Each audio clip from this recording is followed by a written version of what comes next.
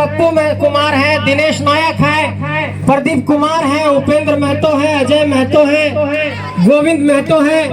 ऐसे कई साथी हैं जिनके प्रयास से इस कार्यक्रम को सफल बनाया जा सका और इस कार्यक्रम में लोग जुटे हैं। मुझे लगता है कि इस कार्यक्रम को सफल बनाने में जिन लोगों ने भी योगदान दिया है, दिन रात मेहनत किया, एक बार उन लोगों के लिए जोरदार ताली बजाइए। ये अगर मुझे माइक मिला है ऊपर घाट की धरती पर, अगर मैं आप लोगों के सामने कुछ बोल पा रहा हूँ, तो वो जो भी केसेस के योद्धाओं के कारण ये जगह मिला, ये स्थान मिला है, एक बार उनकी प्रशंसा होनी चाहिए, उनकी सराहना होनी चाहिए।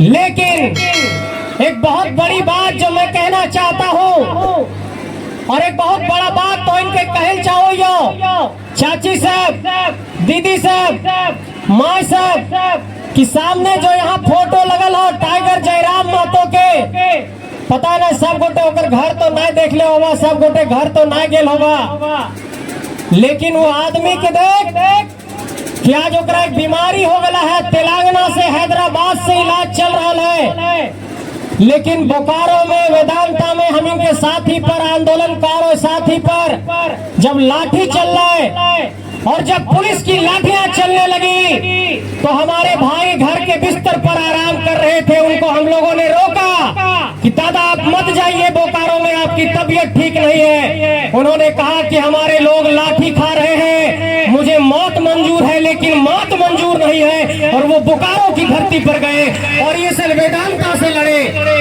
और ये उनकी लड़ाई की ताकत है कि वेदांता जैसा कंपनी जिसके मालिक अनिल अग्रवाल लंदन में जाकर के ऐसो आराम करते हैं, उसके मालिक अग्रवाल का समूह वो घुटने टेक देता और कहता है बोलिए क्या कहना है। टाइगर जयराम महतो ने कहा कि जो मांग है वो पूरी करो, और उसके बाद 400 लोगों को रोजगार दिया उस वेदांता ने। ये जेबी केसेस की ताकत है, ये टाइगर जयराम महतो की ताकत है। और ऐसा एक उदाहरण नहीं है, चाहे वो निरसा में मजदूर का मृत्यु हुआ हो और वहां पर 8 दिनों तक एक मजदूर का शव को हम लोगों ने बर्फ और फ्रीज में रखा और कंपनी से कहा जब तक मुआवजा नहीं दोगे यहाँ से हिलेंगे नहीं, और अंत में कंपनी को मुआवजा देना पड़ा और उसके परिवार को वहां पर राहत देना पड़ा, तब वो आंदोलन समाप्त हुआ। इसके पहले भी एक बात मैं बता रहा हूँ, कोडरमा के बांझडी में एक आंदोलन हुआ और वहां पर भी कंपनी से कहा गया कि जो मजदूरों की मांग है उसको पहले पूरी करो, उसके बाद ही ये आंदोलन समाप्त होगा। और चाहे धनबाद के इलाके में, चाहे बोकारो के इलाके में, चाहे हजारीबाग के इलाके में, चाहे चतरा के इलाके में, सभी इलाके में लगातार आंदोलन हो रहा है। और लोग पूछते हैं कि ये जेबी केसेस क्या करता है, ये जेबी केसेस के आंदोलन में इतनी ताकत कहां से आ गई है, ये कंपनी वाले लोग इतना डरते क्यों हैं। मैं ये कहना चाहता हूं कि किसी भी लड़ाई को हौसले की बुनियाद पर लड़ा जाता है, जज्बे की बुनियाद पर लड़ा जाता है, कलेजा से लड़ा जाता है, पैसे से नहीं लड़ा जाता। और जेबी केसेस के हर लड़ाके में कलेजा है और इसलिए ये लड़ाई लड़ी जा रही है। एक सवाल और लोग उठा रहे हैं कि बाबू इतना पैसा कहां से आ रहा है, जाकर के संथाल में सभा करते हो, कोल्हान में सभा करते हो, चतरा में सभा करते हो, हजारीबाग में सभा करते हो, बोकारो में सभा करते हो, डुमरी में सभा करते हो। और डुमरी तो इस बात की गवाह रही थी कि इस राज्य के राजा साहब आए थे सभा करने और 60,000 की भीड़ डुमरी में आई थी और राजा साहब 5,000 में सिमट गए थे। ये जेबी केसेस की ताकत है। लेकिन मैं ये कहना चाहता हूं कि ये ताकत आप लोगों से आया है। और चाची लोग, माँ लोग, आप लोगों से कहना चाहता हूं कि आप लोगों की एक माँ ने अपने कोख से मान टाल के तोपचाची के धरती से एक ऐसे नायक को जन्म दिया जिसने 10 जनवरी 2022 को रणधीर वर्मा चौक पर ऐसे शेर की दहाड़ लगाई, ऐसे शेर की तरह से अपने पंजड़े से वार किया कि पूरे झारखंड के भीतर एक आग फैल गई और झारखंड के 32,623 गांव तक ये आंदोलन पहुंच गया। उस माँ को नमन करता हूँ, उस माँ को प्रणाम करता हूँ जिसने टाइगर जयराम महतो जैसा एक सपूत पैदा किया है। लेकिन एक बात जानो है आज तक हमारे टाइगर जयराम महतो के घर में रोजगार न है। सरकार के पेंशन से 3000 के पेंशन से घर के रोजी रोटी चलो है। और बाबूजी नथी स्वर्गीय कृष्णा प्रसाद महतो झारखंड आंदोलन में उनका देहांत हो गया है। और अभी 2 दिन पहले बात भले कि संजय दा गोनियातों में सभा हो, ऊपर घाट में सभा हो, जाए के तो बड़ी मन हो, लेकिन डॉक्टर कैदल कहा कि 45 दिन नहीं जाना हो पब्लिक के बीच में और मास्क पहन के रहना हो।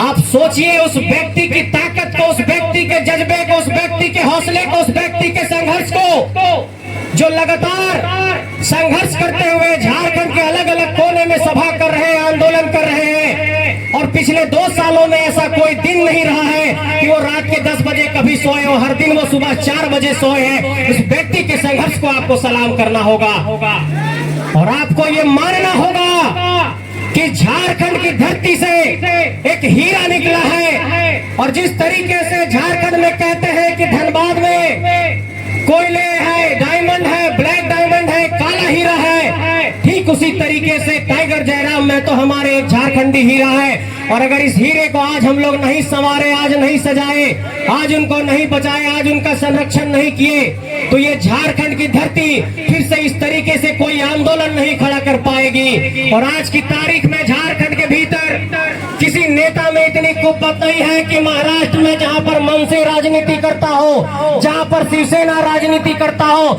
जहां पर शिवसेना झारखंडियों को मारकर भगाता हो, उस बेलापुर की धरती में झारखंड के नौजवान ने 50,000 की भीड़ जुटाई। ये टाइगर की ताकत है, ये जयराम महतो की ताकत है। मैं पूछना चाहता हूं कि झारखंड के आंदोलन के दौरान से लेकर के झारखंड अलग होने के बाद से क्या झारखंड के नेताओं में, किसी भी नेता में इतनी ताकत रही कि झारखंड के सीमा को लांग करके, क्या बगल में कहीं बंगाल में, क्या बगल में कहीं उड़ीसा में, क्या बगल में कहीं बिहार में, गया में कहीं एक छोटी सी भी सभा कर पाए? लेकिन सोचिए, अरब सागर से जुटा हुआ वो धरती, महाराष्ट्र की वो धरती, मुंबई की वो धरती, बेलापुर की धरती में आपके सपूत को सुनने के लिए अगर 50,000 की भीड़ उमड़ती है, तो आपको तो लाखों के भीड़ में इनको समर्थन देना होगा और ये संकल्प लेना होगा। मेरे साथियों, मैं ये बात इसलिए कह रहा हूं कि झारखंड के भीतर गरीब घर से, किसान घर से, मजदूर घर से नेता नहीं पैदा हो रहे हैं। और ये जो सत्ता में लोग बैठे हुए हैं, जो रात में कोयला की तस्करी कराते हैं, जो अफीम की तस्करी कराते हैं, जो पशु की तस्करी कराते हैं, उनको लगता है कि राजा का बेटा ही राजा बनेगा और रानी की बेटी ही रानी बनेगी।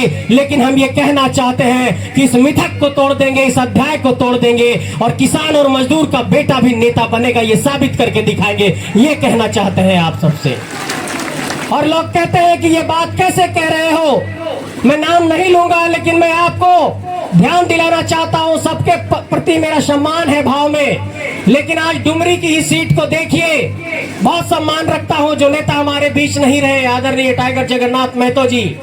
लेकिन मैं ये कहना चाहता हूं कि क्या झारखंड की राजनीति में जहां भी नजर दौड़ाते हैं तो हम लोगों को 2 चीजें नजर आती है। पहली पंक्ति पर ध्यान दिलाना चाहता हूं कि सामने धनबाद के सीट पर देखिए, लोकसभा के सांसद हमारी माटी से नहीं है। वहीं पर बगल में झरिया की विधायक हमारी माटी से नहीं है। बगल में हजारीबाग है, वहां के सांसद हमारी माटी से नहीं है। बगल में चतरा है, वहां के सांसद हमारे माटी से नहीं है। बगल में पलामू है, वहां के सांसद हमारे माटी से नहीं है। बगल में रांची है, वहां के सांसद हमारे माटी से नहीं है। आप जाइए संथाल की धरती पर, गोड्डा की धरती पर, वहां की भी सांसद हमारे माटी से नहीं है। इसका मतलब कि झारखंड के 14 लोकसभा सीटों पर, 81 विधानसभा सीटों पर 100% झारखंडी माटी का नेता नहीं है। और आपके माटी का नेता नहीं होगा तो क्या लगता है कि कोई बोरो प्लेयर आकर के आपके बारे में सोचेगा? इसलिए इस पहलू पर आपको सोचना होगा मेरे साथियों। दूसरी बात जो मैं ध्यान दिलाना चाहता हूं कि अगर